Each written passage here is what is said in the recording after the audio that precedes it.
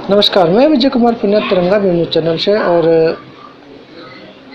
आज की खबरों का सिलसिला फिर से शुरू हो चुका है। और आज जो मैं खबर लेके आया हूँ, खबर है जो हमारे दिल्ली सरकार के अंदर समाज एवं कल्याण मंत्री राजेंद्र पाल गौतम है, उन्होंने क्या स्पीच दी है वो स्पीच आप देखिए और सुनिए। उससे पहले मैं थोड़ा सा विवरण दे देता हूँ स्पीच के ऊपर। उन्होंने बताया कि जो आज के वक्त में SC/ST का पे जो अत्याचार हो रहे हैं और उसका जो आरक्षण को ख़त्म किया जा रहा है, क्रीमी लेयर के तहत उसको लेके आने की प्रक्रिया चल रही है।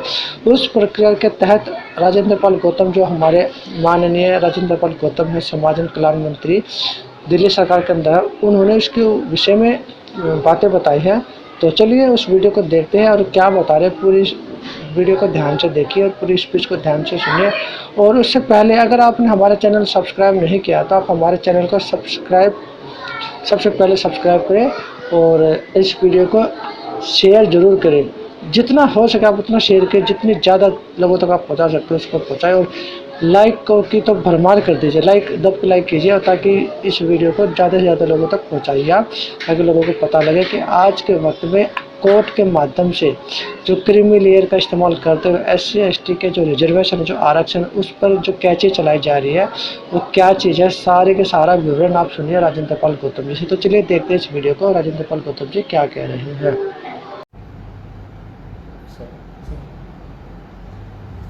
माफ़ कीजिएगा दोस्तों, चूँकि अचानक ही इसके नेटवर्क में दिक्कत हो गई और बात बीच में रुक गई।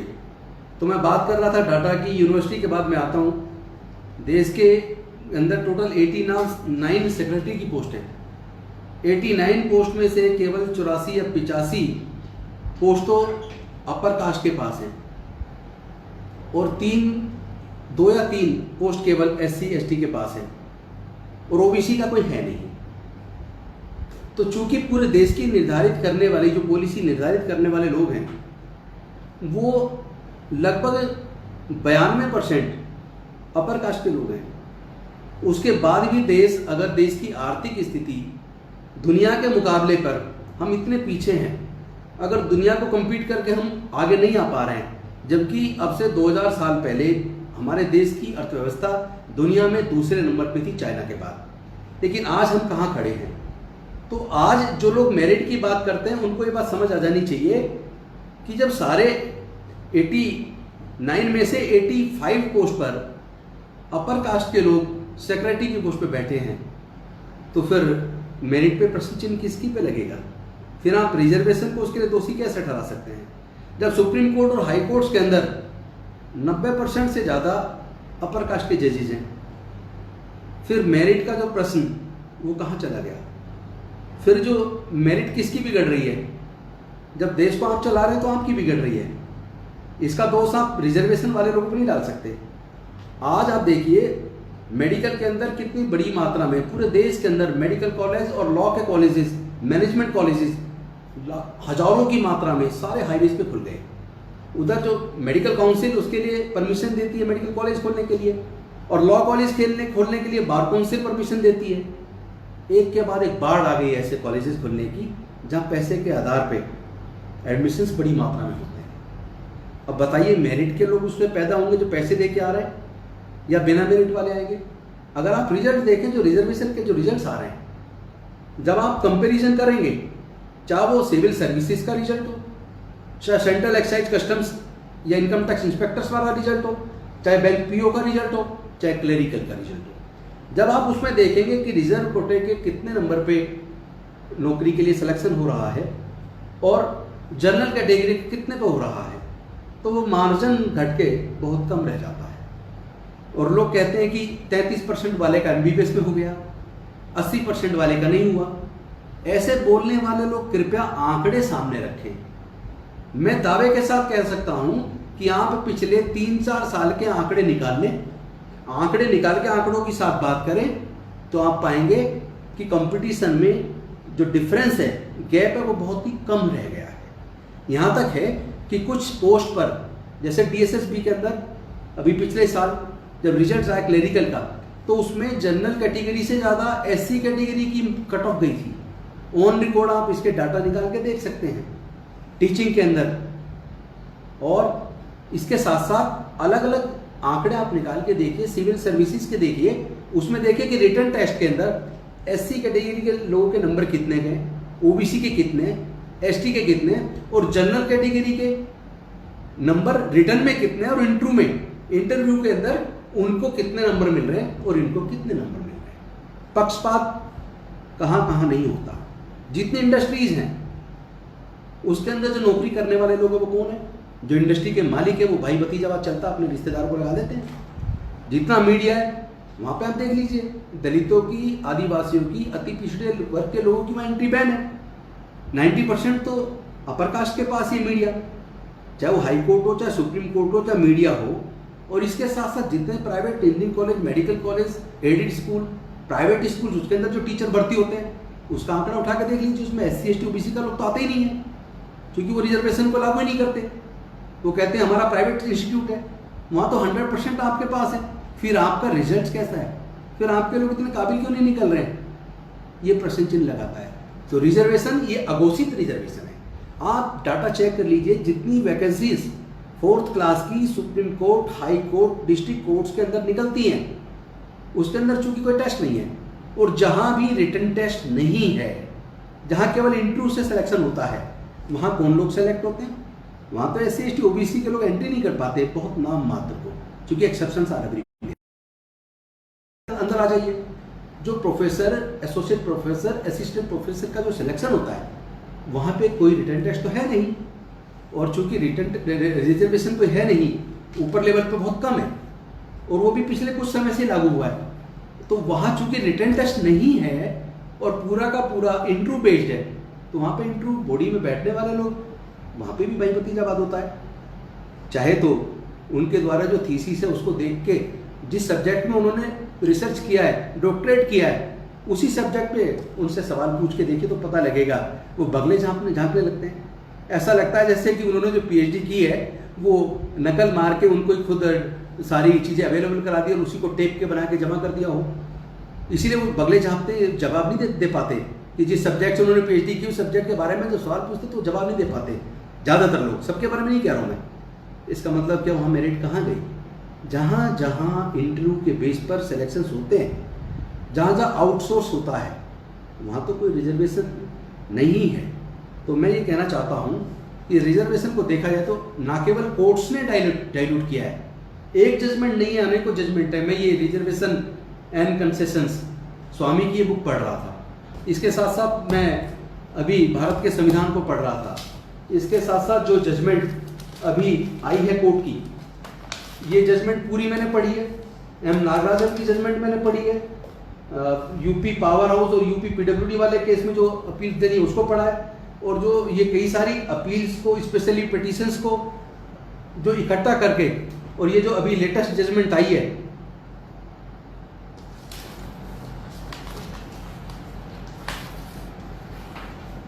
जब इसको हम देखते हैं,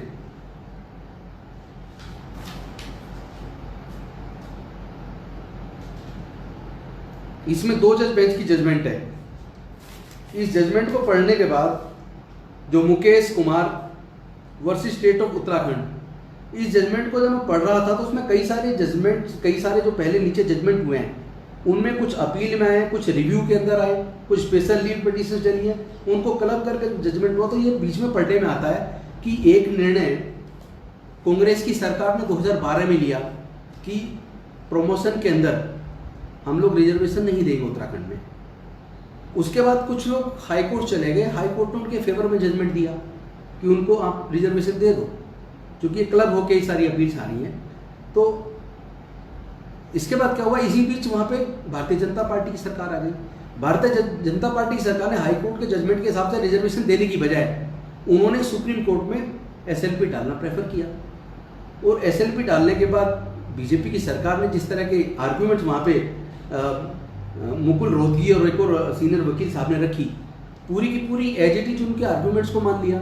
इंदिरा सानी वर्सेस यूनियन ऑफ इंडिया के अंदर जो कहा, उसके बाद एक प्रिंसिपल लेट डाउन किया गया M नागराज जजमेंट पे, जिसमें 3 प्रिंसिपल लेट डाउन किए, जिन 3 प्रिंसिपल पे काम होना था, इस पे सर्वे होना था, डाटा बनना था, एडिक्वेट रिप्रेजेंटेशन है या नहीं है, साथ में ये भी देखना था कि जो बैकवर्डनेस है वो किस लेवल की है, वो सारी चीज़ें अब कोर्ट ने तो यहाँ तक डिसाइड कर दिया कि सरकार की मर्जी ना करे, कोई वो डाटा भी इकट्ठा ना करे, वो चाहे तो कोई सर्वे भी ना कराए, पूरी तरह सरकार के ऊपर छोड़ दिया। तो एक तरफ जजमेंट कहती है कि ये सरकार की जिम्मेदारी, हम इसमें इंटरफेयर नहीं करेंगे, और दूसरी तरफ जब कोई रिजर्वेशन के फेवर में कोई निर्णय सरकार करती है तो उसके खिलाफ जब कोई कोर्ट में जाता है तो फिर कोर्ट उसको एंटरटेनमेंट करती है। तो ये दो तरह का रवैया देखने में कोर्ट्स का आ रहा है, जिससे ऐसा लगता है कि कहीं ना कहीं एक प्रीजुडिशनेस नजर आते हैं। चूंकि क्रिटिकली एनालिसिस करते हैं जजमेंट्स को पढ़ने के बाद, मैं किसी एक जज के खिलाफ कोई टिप्पणी नहीं करना चाहूँगा, लेकिन क्रिटिकल एनालिसिस करने का अधिकार सबको जजमेंट्स को, तो मैंने तमाम जजमेंट्स पढ़ के देखी हैं। उन जजमेंट्स को पढ़ने के बाद मैं पाता हूँ कि कहीं ना कहीं पक्षपात बहुत बड़ी मात्रा में हो रहा है। तो आज का जो विषय है कि ये क्या जातिवाद देश से खत्म हो गया? अगर जातिवाद खत्म हो गया हो तब रिजर्वेशन को खत्म करने की बात की जाए तो हम एक बार को कह सकते हैं ठीक है, संसाधनों में हिस्सेदारी दो, व्यापार में हिस्सेदारी दो, एग्रीकल्चर लैंड में हिस्सेदारी दो, तब हम एक बार को कह सकते हैं कि धीरे धीरे अब रिजर्वेशन को हम लोग खुद ही छोड़ देंगे। लेकिन उससे पहले जातिवाद को खत्म करने के लिए तैयार हो जाओ, और जो प्राकृतिक संसाधन है, नेचुरल रिसोर्सेज और लैंड है, एग्रीकल्चर लैंड या व्यापार है, उसमें तो हिस्सेदारी दो। तो आप हिस्सेदारी भी नहीं दोगे, जातिवाद भी खत्म नहीं करोगे, और ऊपर से रिजर्वेशन खत्म करने की बार बार बात करोगे, मेरिट पे बार बार सवाल करोगे। जब तथ्य देने की बात करेंगे तो तथ्य भी नहीं देंगे। जैसे मैं एग्जाम्पल के तौर पे कहता हूँ, आप लोग कहते हैं कि रिजर्वेशन से लोग आए हैं इसीलिए ऑपरेशन के अंदर तरह तरह की फला चीजें पेट के अंदर छोड़ दी।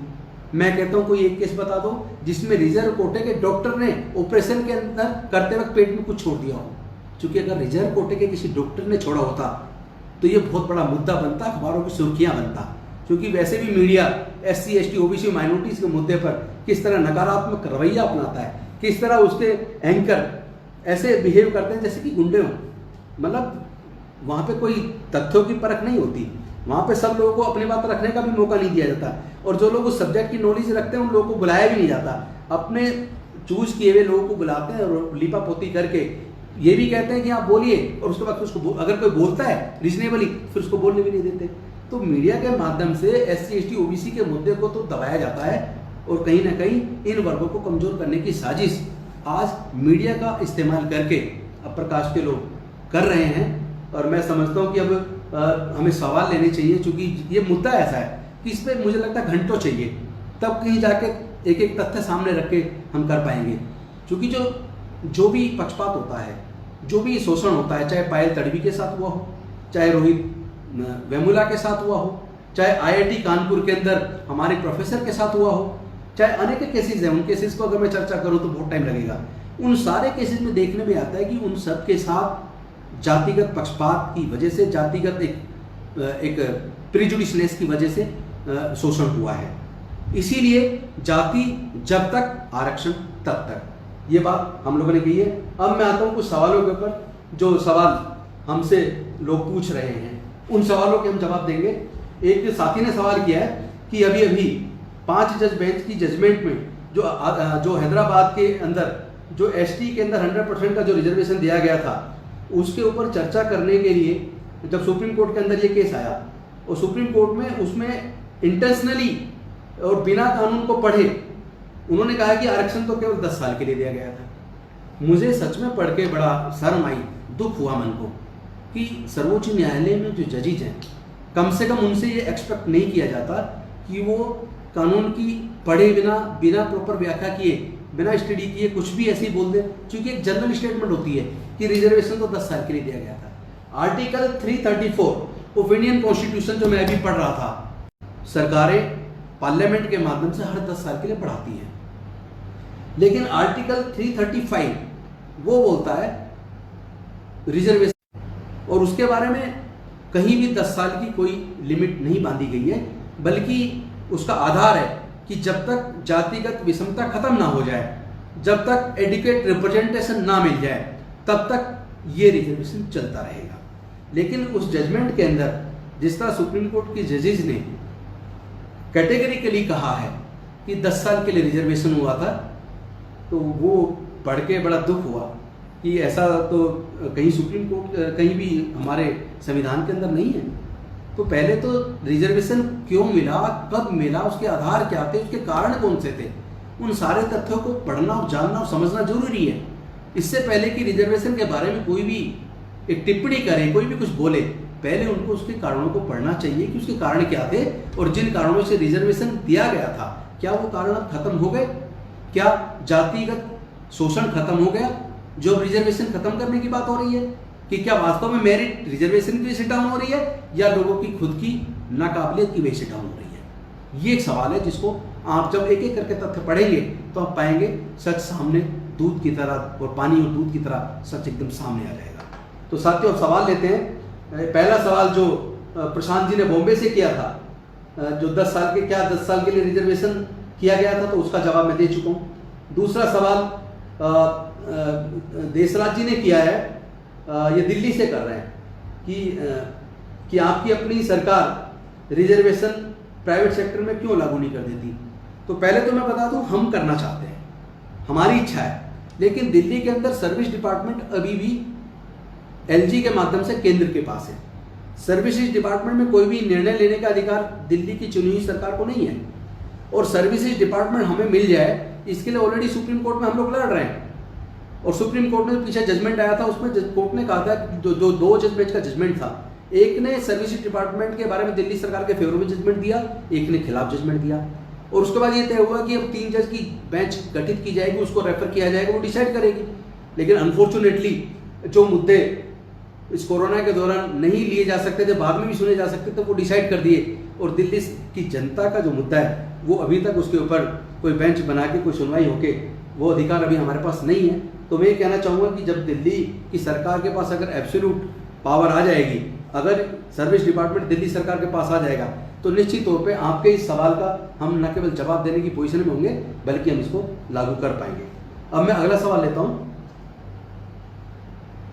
अगला सवाल राजू निर्मल जी ने पूछा है, सर मेरा सवाल, कुछ लोग आरक्षण समाप्त करने की बात करते हैं, वो जाति व्यवस्था को समाप्त करने की बात क्यों नहीं करते। इसका जवाब मैं कैसे दे सकता हूँ। इसका जवाब तो वही लोग दे सकते हैं जो जातिवाद को तो जारी रखे हुए हैं और आरक्षण को खत्म करने की बात करते हैं। और एक और चीज़, आरक्षण को खत्म करने की और मेरिट की बात ज़्यादातर वो लोग करते हैं जो ज़्यादा ना तो पढ़े लिखे हैं और ना ही काबिल हैं। कभी उनके बारे में जांच कीजिएगा वो कितने पढ़े लिखे और क्या कर रहे हैं, तब पता लगेगा कि ऐसे लोगों की संख्या बहुत अधिक है जो लोग काबिल नहीं है, पढ़े लिखे भी नहीं, और वो रिजर्वेशन पे ज़्यादा टिप्पणी करते हैं, वो मेरिट पे टिप्पणी करते हैं। अगला सवाल लेते हैं।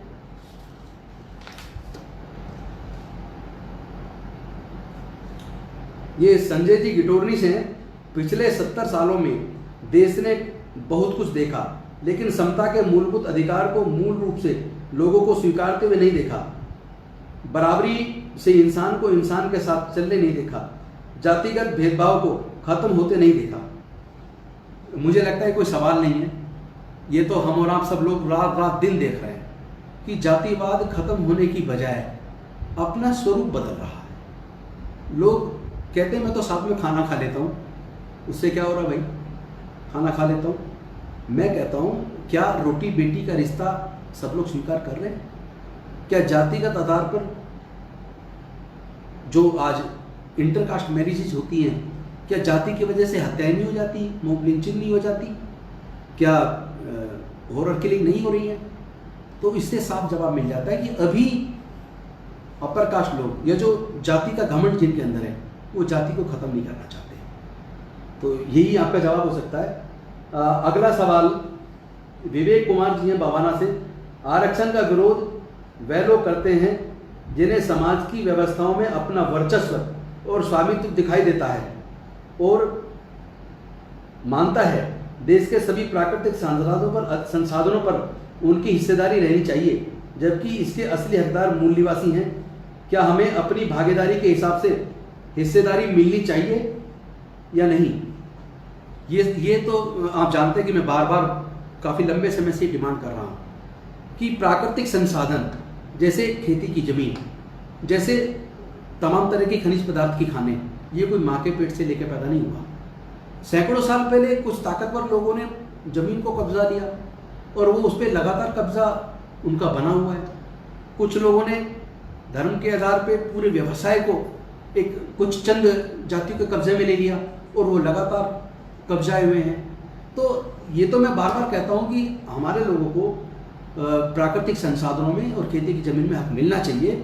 जब वो मिल जाएगा, जब व्यापार में हमें मौका मिलेगा, तो निश्चित तौर पर हम इस लायक हो जाएंगे कि अपने आप ही हम फिर बात कर पाएंगे इस बात की कि रिजर्वेशन को कैसे छोड़ा जाए। लेकिन कैसे छोड़ दें, जब तक इन सब क्षेत्रों में हमें हिस्सा नहीं मिल जाता, जब तक देश से जातिवाद को खत्म नहीं कर दिया था। अगला सवाल लेते हैं। यहाँ आपने सवाल अभी नोट किए ना।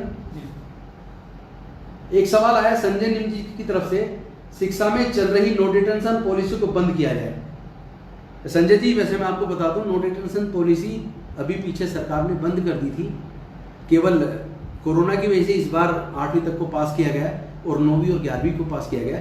अदरवाइज अब नो डिटेंशन पॉलिसी जो जिस तरह पहली से 8वीं तक के बच्चों को ऐसे पास करने का जो सिस्टम था, जिसकी वजह से हमारा समाज बहुत ज़्यादा कमज़ोर हुआ है, अब उस स्थिति को बदल दिया गया, तो वो ऑलरेडी खत्म हो चुकी है।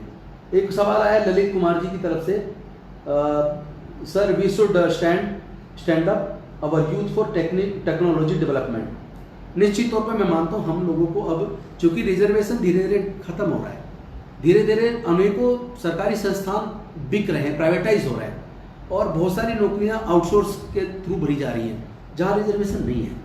तो मैं समझता हूं अब हमें केवल रिजर्वेशन के ऊपर निर्भर नहीं रहना, बल्कि इसके साथ साथ हम लोग को टेक्निकली साउंड होना चाहिए। हम लोग को धीरे धीरे ही सही, चाहे छोटे लघु उद्योगों के माध्यम से उद्योग के क्षेत्र में, व्यापार के क्षेत्र में धीरे धीरे एंट्री करनी चाहिए, और आत्मनिर्भर बनने की दिशा में हमें अपने लोगों को बढ़ावा देना चाहिए।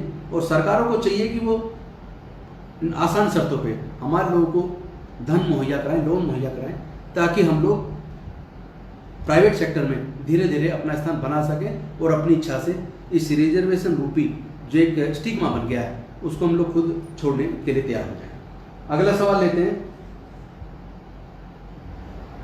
क्या आरक्षण में अयोग्य लोग नौकरी में आते हैं? वीके सिंह ग्वालियर से। तो सिंह साहब, मैं आपको बताना चाहता हूं ये बिल्कुल गलत है। जो लोग रिजर्वेशन से आए हैं वो बिल्कुल काबिल लोग हैं। अगर इसका कोई सर्वे चूंकि अभी तक हुआ नहीं है, अगर सरकार इस बात का सर्वे करके कोई डाटा कलेक्ट करके देखे कि जो लोग रिजर्वेशन से आए थे 20 साल की नौकरी के बाद उनकी परफॉर्मेंस कैसी है, और जो लोग डायरेक्ट भर्ती जो हुए जनरल कैटेगरी से उनकी परफॉर्मेंस कैसी है, तो शायद इस बात का जवाब मिलेगा कि सबसे ज़्यादा जो काम का बोझ जिनके कंधों पे होता है, जिनको बहुत सारे ऑफिसर ज़्यादा काम जिनके सर पे लाद देते हैं, वो लोग कौन होते हैं। तो आपको पता लगेगा ज़्यादातर SC ST के लोग रात दिन पेले रहते हैं, जिनको काम का बोझ लाद दिया जाता है, और वो लोग अपना काम ईमानदारी से, मेहनत से, पूरी एक इच्छा शक्ति के साथ अच्छी परफॉर्मेंस देते हुए पूरा कर रहे हैं। तो ये बिल्कुल कहना गलत होगा कि रिजर्वेशन से मेरिट कमज़ोर हो रही है, एफिशिएंसी कमज़ोर हो रही है। अगला सवाल डॉक्टर गजेंद्र जी की तरफ से है, जो लखनऊ से। उन्होंने पूछा है कि 33% वाले डॉक्टर बन जाते हैं और 80% वाले डॉक्टर नहीं बन पाते, जो जनरल कैटेगरीज होते हैं। मैं कहना चाहता हूं कि डॉक्टर साहब, क्या आपके पास कोई डाटा है? क्या आपने कभी कोई सर्वे किया है, या ऐसे ही हवा में आप सवाल पूछ लेते हैं? मैं आपसे निवेदन करता हूं, आप पिछले 5 साल का डाटा कलेक्ट कीजिए, अलग अलग यूनिवर्सिटीज़ के अंदर, या नीट का जो आ रहा है उसी का रिजल्ट देख लीजिए, जो नीट का पिछले साल का, उससे पिछले साल का, 3 साल का नीट का रिजल्ट निकाल के देख लीजिए, और 3 साल का सिविल सर्विसेज का रिजल्ट निकाल के देख लीजिए, और पिछले 3 सालों में और भी जिस तरह की नौकरियों में रिजल्ट आए हैं उनके, खासतौर पर जिसमें रिटन टेस्ट में, उनका आप डाटा निकाल के देखिए, और उसके बाद आप देखिए कि ये जो आप कह रहे हैं 33% से MBBS में एडमिशन हो जाता है, ये आप खुद शर्मिंदा हो जाएंगे जब आप उस रिजल्ट के डाटा को चेक करेंगे। तो आपको लगेगा कि आप झूठ बोल रहे थे, आपके पास करेक्ट कोई सही डाटा नहीं था, और आपने ऐसे ही हवा में किसी के कहने में आके कह दिया कि 33% से लोग डॉक्टर बन जाते हैं और 80% के जनरल कैटेगरी के नहीं बनते। क्योंकि वो जो गैप है वो बहुत ही कम रह गया है। धीरे धीरे ये बच्चे पढ़ लिख के आगे आ रहे हैं, अपनी मेहनत के दम पे अपने आप को, अपनी योग्यता को साबित कर रहे हैं। जैसे जैसे SC ST और OBC के बच्चों को जैसे जैसे अवसर मिल रहा है, जैसे जैसे वो पढ़ने लिखने में उनको मौका मिल रहा है, वैसे ही वो लोग अपनी मेहनत करके और इस रिजर्वेशन की वजह से धीरे धीरे उनकी एंट्री हो रही है, और वो लोग इतना अच्छा परफॉर्मेंस दे रहे हैं कि रिटन टेस्ट का दोनों का कंपटीशन अगर देखें रिजल्ट, तो आप पाएंगे कि जो रिजर्व कैटेगरी के बच्चे बहुत बढ़िया परफॉर्म कर रहे हैं, और बहुत ज़्यादा गैप बचा नहीं है। अगर यही चलता रहा तो कुछ सालों के अंदर हम लोग अपनी योग्यता साबित करेंगे। क्योंकि अगर हम इतिहास की बात करें, जिसको अगर ऐतिहासिक तथ्य अगर मान लें, वैसे मैं नहीं मानता, लेकिन अगर मैं मान लूँ कि एकलव्य वाली बात सही है, मतलब वो इतिहास का हिस्सा है, तो किसने उसको शिक्षा दी थी?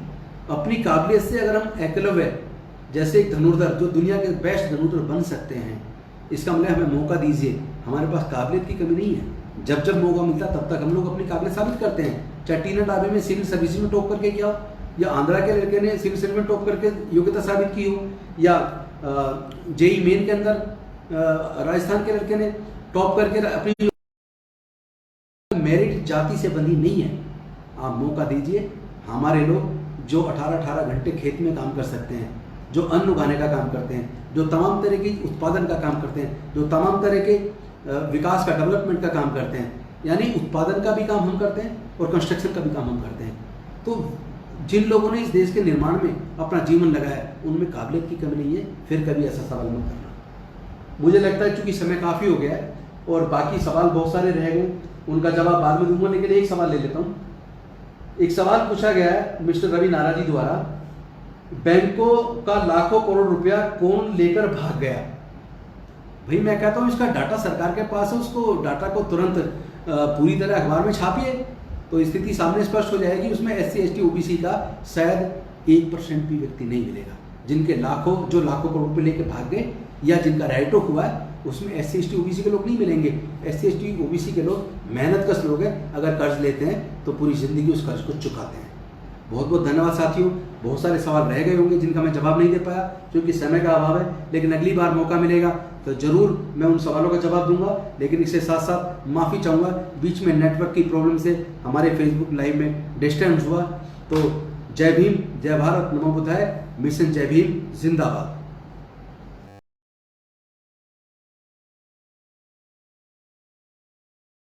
तो चलिए अब आगे बढ़ते हैं अगली खबर की तरफ। अगली खबर में क्या है कि जो यूपी और बिहार में जो लोग जा रहे हैं, जो दूसरे राज्यों से, जो महाराष्ट्र है, गुजरात से, दिल्ली से या दूसरी स्टेट से, जो राज्यों से लोग जो पलायन कर रहे हैं, और उनके लिए जो ट्रेन की व्यवस्था की गई है, भारत सरकार के द्वारा ट्रेनों की व्यवस्था की गई है, उस ट्रेनों की व्यवस्था के बाद जो उसमें घपला निकल के आ रहा है, वो घपले की पूरी जानकारी आपको अभी हम दिखाएंगे। उससे पहले मैं थोड़ा सा बता देता हूँ उसमें क्या है कि जो रेलवे विभाग ने, जो रेल मंत्रालय ने जो कहा है कि जब ये लोग अपने एरिया में जाएंगे ट्रेन के माध्यम से, और जब ये अपना रिजर्वेशन कराने आएंगे, तो इन लोगों से रेल का किराया वसूला जाए। ये पूरा प्रूफ है, रेल की जब वेबसाइट पर जाके दिखाया गया, पूरा का पूरा प्रूफ है, जो केंद्र सरकार ने भी कहा है। और जब सोनिया गांधी, जो कांग्रेस की जो सोनिया गांधी है,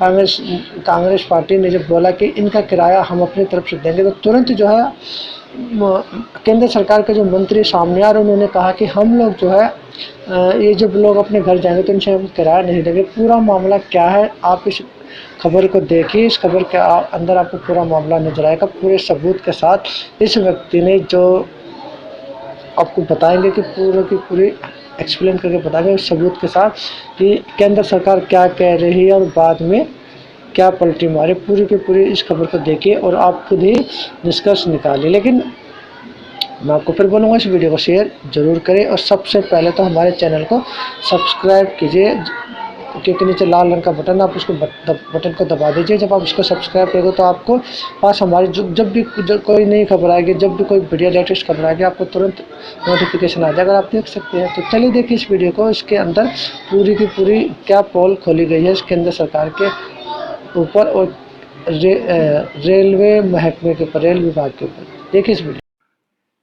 जैसे ही आज कांग्रेस ने सुबह अनाउंसमेंट की कि गरीब मजदूरों की रेल का किराया कांग्रेस पार्टी देगी क्योंकि भाजपा सरकार उनकी मदद करने को मना कर रही है, तो सरकार जो है वो बैकफुट पे चली गई और अब भाजपा के जो लोग हैं वो झूठ फैलाने की कोशिश कर रहे हैं। कुछ पालतू पत्रकार हैं जो इनकी हेल्प कर रहे हैं झूठ फैलाने के लिए कि सरकार ने तो कभी ऐसा कहा ही नहीं। इनका झूठ का जो है वो पर्दाफाश करते हैं हम लोग। मैं आपको दिखाता हूँ, ये इंडियन रेलवेज की वेबसाइट है, आप देख सकते हैं, लिखा हुआ है indianrailways.gov.in, और इसमें यहाँ पर ये पेज है जहाँ पे इनके सारे सर्कुलर हैं और सबसे ऊपर सर्कुलर नंबर है DTP 2020/05/17। ये आप गूगल पे भी डालेंगे तो आपको यहां पर ले आएगा। और सब्जेक्ट है इसका movement of stranded persons by Shramik special trains. 2 मई का ये सर्कुलर है। इसको अगर आप क्लिक करेंगे तो ये सर्कुलर का जो PDF है वो खुल गया। ये आप देखिए यहां पर सर्कुलर नंबर है 2 में, government of India, ministry of railways. यहां पर नीचे आइए, 11वां नंबर पॉइंट है cell of tickets.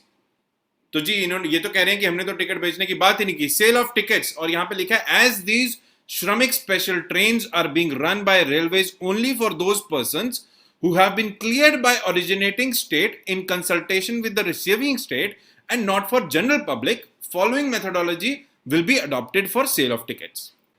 A point है, the originating state will indicate the exact number of passengers traveling in train, which should be around 1200 or at least 90% considering the capacity of Shramik special train. तो इतने लोग एक train में travel करेंगे। Railways shall print train tickets to the specified destination as per the number of passengers indicated by originating state and hand them over to the local state government authority. तो ये कह रहे हैं कि जो state government है, जो राज्य सरकार है, वो गिनती करेगी कि कितने लोगों ने ट्रेन में जाना है, रेलवे को बताएगी, रेलवे टिकट को प्रिंट करके राज्य सरकार को देगा। फिर तीसरा जो ये पॉइंट है, कह रहे हैं कि the local state government authority shall hand over the tickets to the passengers cleared by them and collect the ticket fare and hand over the total amount to railways. मतलब तो आगे फिर राज्य सरकार जो है, जो वो लोगों को चिन्हित करेंगे कि ये लोग